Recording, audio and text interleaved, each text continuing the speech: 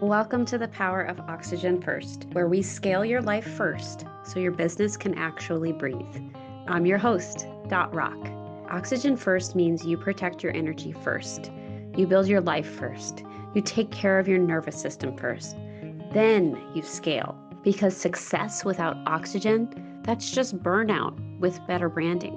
Around here, we talk about real leadership, how to hire your peanut butter instead of just doing it all yourself, how to fire with grace when something's expired, no more breadcrumbs, how to grow or go, and how to receive support without apologizing for it. This isn't hustle culture. It's sustainable success. It's leadership with oxygen. So let's pause and take a deep breath. Let's build something that actually feels like home. Well, welcome back to the Power of Oxygen First. I'm so glad you're here today so we can talk about one of my favorite topics. It's all about should you actually fire them? We're going to dive into my grow or go framework that is for having conversations with difficult employees and really difficult top level executives. So, as you know, it's one of my favorite topics, but I also see it frequently in businesses that this is such an exhausting question for leaders. And it's should I fire them? Now, as you know, I'm an HR professional, I'm a CPA.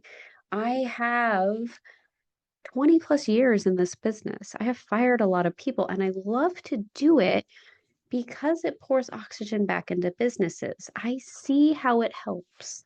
And I see how often energy is so stuck because of one individual. And then because of the executive above them feeling stuck by not making the decision. And then the entire team walking on eggshells. It's a consistent problem. And people come to me and say, should I fire them? Is it time? So before I answer that question for you too quickly today, I want to tell you about this conversation I had this week. I had a client, I had a business owner reach out to me because she thought she needed help firing an executive. And she wanted to make sure she was doing it right because it hasn't felt good to her to do so in the past. But she was done, like completely done with this person. There was no, we were getting on the phone to discuss. It was more of a when is this going to happen rather than if this should happen, right? But she was just done, completely done, so frustrated, so exhausted, so drained, disappointed. This employee just wasn't performing. The entire team knew it, the entire organization knew it, this person's team knew it. The executive leadership team knew it. Even the person that needs to be fired knew it. But the CEO had not pulled the trigger yet. And it wasn't because she lacked courage. She actually cared a great deal, and she's actually really good at terminations. But she kept asking questions that I hear from many executives every time I face this is she was questioning if she had reached clarity. She was questioning really the way others question her when she fires. She felt a lot like sometimes she pulls those band-aids off too fast when once she just reaches the end of the road. She was feeling like a couple of things. Let's say, she thought, have I communicated enough? Will this individual be surprised? What if I'm actually wrong in hiring this person? What if she could improve? Would I regret it? But after 10 minutes of talking to this executive who wanted to fire someone on her team, what I noticed was that she doesn't actually have a firing problem. I think she had a clarity problem, a leadership problem, a struggle between leading with masculinity and gruffness and a little bit of fear-based leadership versus leading with love and grace and heart. Because honestly, most leaders, top level leaders, don't struggle with termination. They struggle with the certainty behind it. They kind of want a guarantee. They want to know that they're making the right decision. They want someone to hand them a permission slip to fire in the way that feels comfortable for them.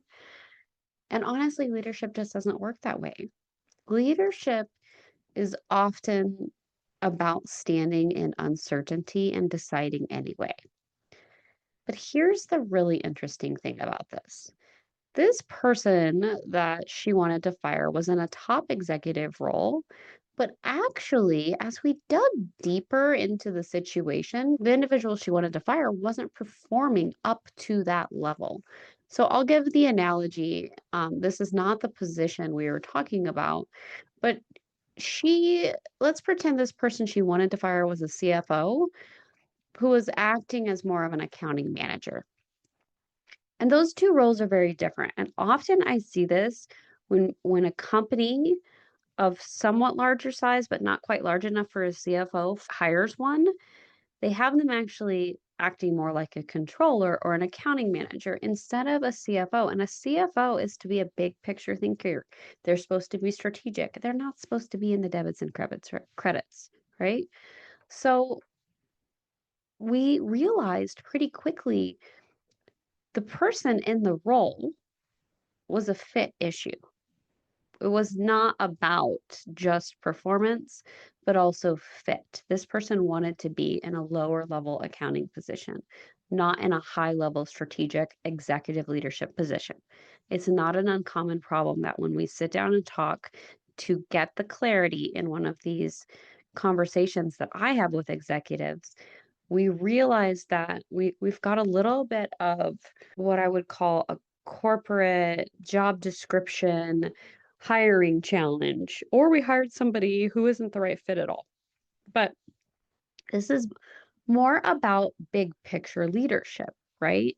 The employee who is about to be fired in the case we're talking about actually wanted more structure, wanted to be in the details and the transactions and the predictable position that is not what a CFO role would have been, for example.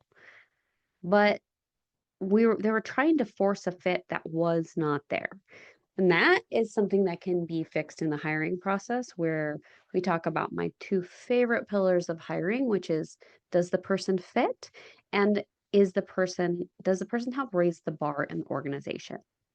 So suddenly, out of nowhere, I'm sitting down with this executive who wants to fire this CFO, and the conversation shifted quickly. It was no longer about, do I want to fire her? The conversation was actually that, is the person sitting in the right seat on the bus? Those are two different conversations. One kind of creates shame, and the other one creates clarity. That's why I created the Grow or Go framework in my business, because I don't believe termination should be the first honest conversation someone receives. And in this executive's case, it wasn't. But because she and I sat down to talk about it, we really realized she wasn't struggling with a if I should fire. It was more of a when. And how could she do it in the most graceful way? Because not every performance issue is actually a performance issue. Sometimes it's a fit issue, sometimes it's a capacity issue, sometimes it's a training issue, and sometimes it's a leadership issue, and sometimes th- it's simply handing the wrong person the wrong seat in a business. So, the goal of my grow or go framework is not always to fire people. The goal can be to reach clarity to help both people understand what is true. I might work with the CEO in order to have those clarity conversations with her CFO. But when I do that with these CEOs, we talk about an array of questions, such as can this person actually grow? Or is it time to let them go? That's where most leaders actually get stuck because they avoid the conversation entirely with the elephant in the room, with the employee of issue. They hint, they soften, they dance around it. They just keep hoping it gets better. They just keep hoping that the employee will stop making up excuses, and they kind of leave a little bit of what I will call passive aggressive breadcrumbs, hoping the employee figures out that they should quit. They complain to their spouse, they vent to their friends, they vent to other people on the leadership team. And really, they talk to everyone except for the person who actually needs the feedback. And every day they avoid this conversation, the oxygen leaks out of the business. The rest of the team starts compensating. People start carrying extra weight. Top performers become frustrated, and customers feel it. The culture of the business feels it. And that executive, that top CEO, really feels it. Because eventually, the whole team, the whole business is exhausted, including the employee we're talking about firing. So, in my conversation with my client, one of the most powerful things that I said was, whoa, whoa, whoa. We don't need another 6 months of evidence. We already are very clear. I could see it in her body. She already knew, and the team knew, and the organization knew this was not the right fit. The question isn't whether something was wrong. The question became, how was she willing to address it? And how is she willing to shift her style of addressing it? What she wanted to do was bring the girl in the room and essentially fire her on the spot or get her to ask her, "Are you firing me?"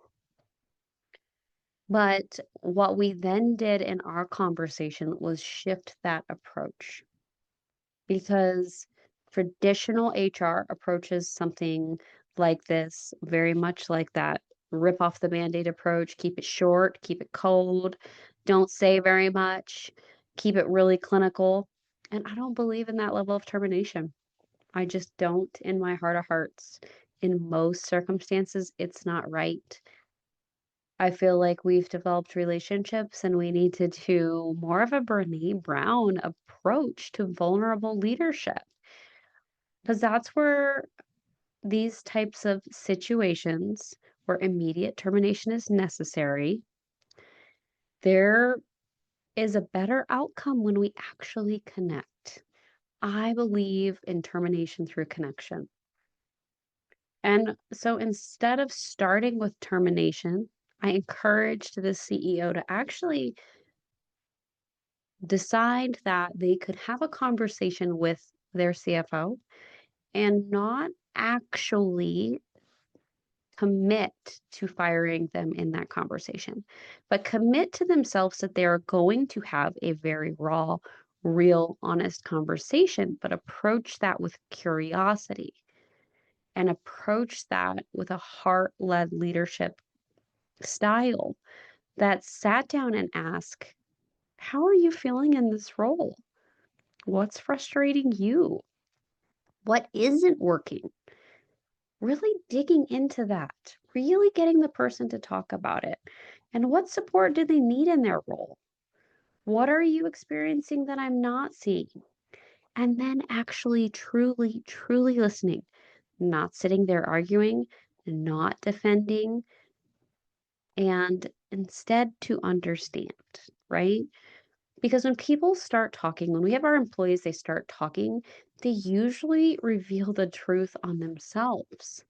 Sometimes they reveal that they're overwhelmed, that they're burnt out, and sometimes they reveal that they hate the role. And sometimes they reveal they never wanted that type of role in the first place, or they don't feel equipped for it. And sometimes this is exactly why the fit isn't working.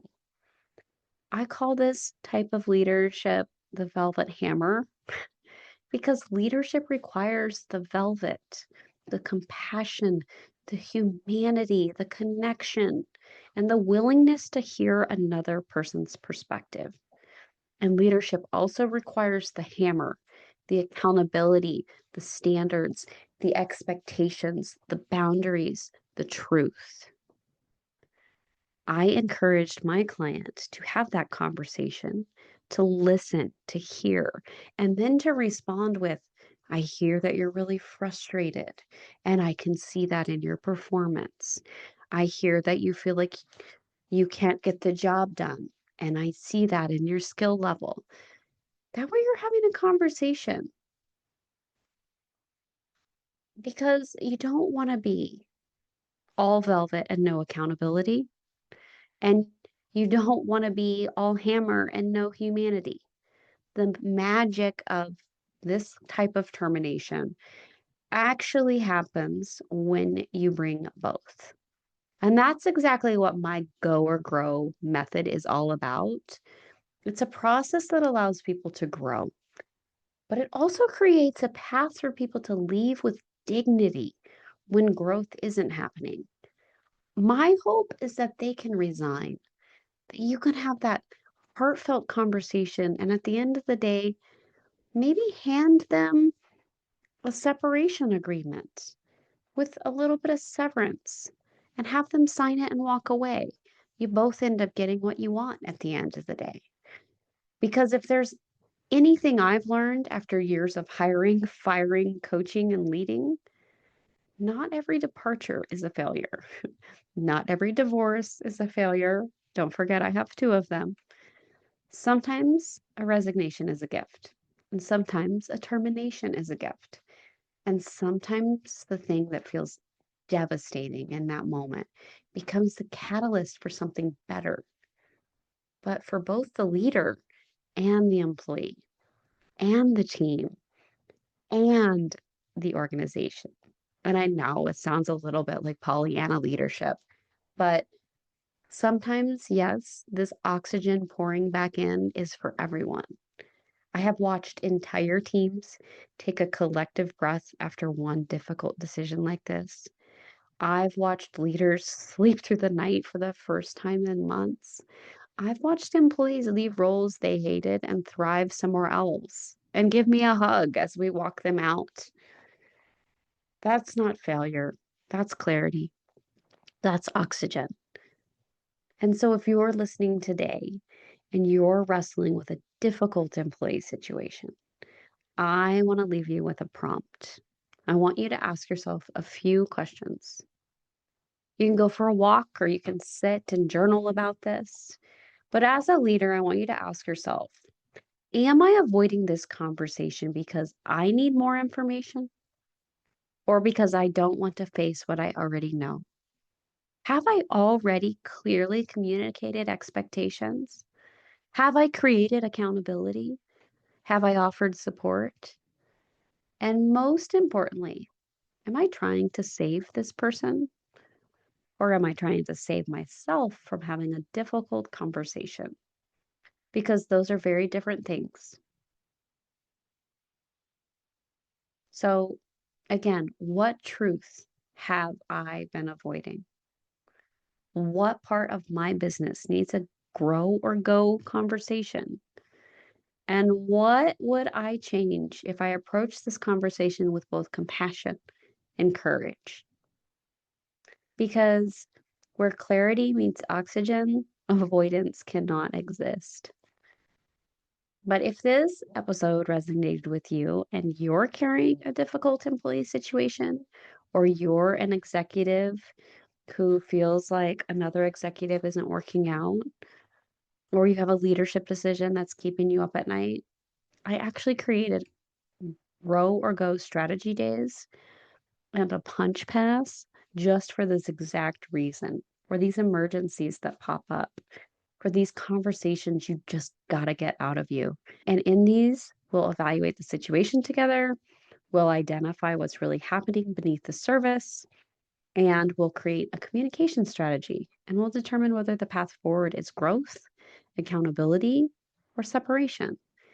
Because leadership doesn't have to feel lonely, and you don't have to carry these decisions by yourself.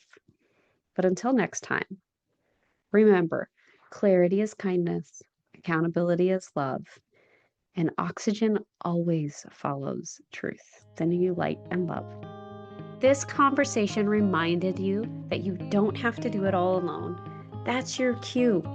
Go download the free Support and Breathe Return on Investment Calculator at rockconsulting.com. It's a quick, slightly eye-opening way to see how much time, money, and energy you could reclaim with the right support.